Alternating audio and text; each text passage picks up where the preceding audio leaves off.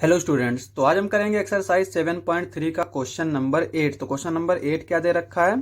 Ramesh had 20 pencils. Ramesh के पास 20 pencils हैं। शीलू had 50 pencils. शीलू के पास 50 पेंसिल्स हैं। And Jamal has 80 pencils. और जमाल के पास 80 पेंसिल्स हैं।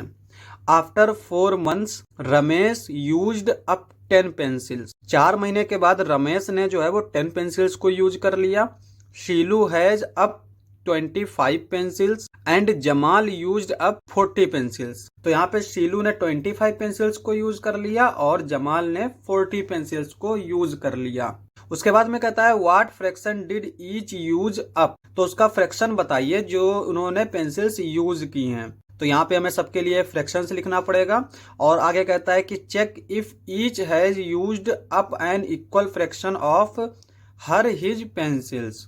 और फिर हमें चेक करना है कि उन्होंने जो फ्रैक्शन यूज किया है क्या वह इक्विवेलेंट है या फिर नहीं है। तो स्टार्ट करते हैं सॉल्यूशन। तो सबसे पहले हम यहाँ पे एक टेबल बना लेते हैं। यहाँ पे हम लिख लेते हैं रमेश, ठीक है। और यहाँ पे लिख लेते हैं हम शीलू। और यहाँ पे लिख लेते हैं हम जमाल। अब सबसे पहले हम क्या करते हैं, लिख लेते हैं कि जितनी पेंसिल्स उनके पास हैं। तो हैड पेंसिल्स। रमेश के पास कितनी है? 20 पेंसिल्स हैं, यहाँ पे 20 लिखेंगे। शीलू के पास कितनी है? 50 है, तो यहाँ पे 50 लिखेंगे। जमाल के पास कितनी है? 80 पेंसिल्स हैं, तो यहाँ पे 80 लिखेंगे। और नेक्स्ट यहाँ पे लिखेंगे हम पेंसिल्स दे यूज्ड। उन्होंने पेंसिल्स यूज कितनी की? तो यूज की हम यहाँ पे लिख लेते हैं। रमेश ने कितनी यूज की? Ramesh used up 10 pencils. Ramesh ने 10 पेंसिल्स यूज कर ली। शीलू ने 25 यूज कर ली।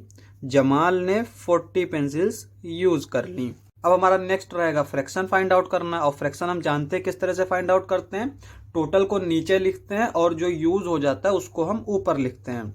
तो यहाँ पे हम लिख लेते हैं fraction of used pencils.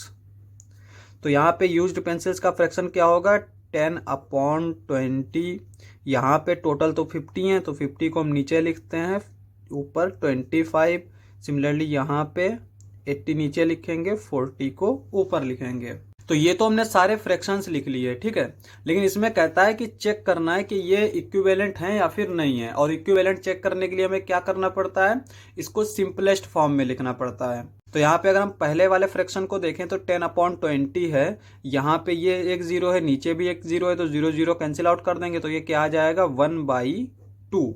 Next पे आते हैं, ये क्या है? 25/50। अगर हम 25 का टेबल पढ़े, 25 2 जा कितना होता है? 50। तो इसका मतलब हम डायरेक्टली कैंसिल आउट कर सकते हैं 2 टाइम्स। तो यहाँ पे ये भी क्या आ जाएगा? 1/2 आ जाएगा।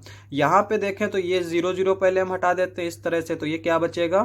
4/8।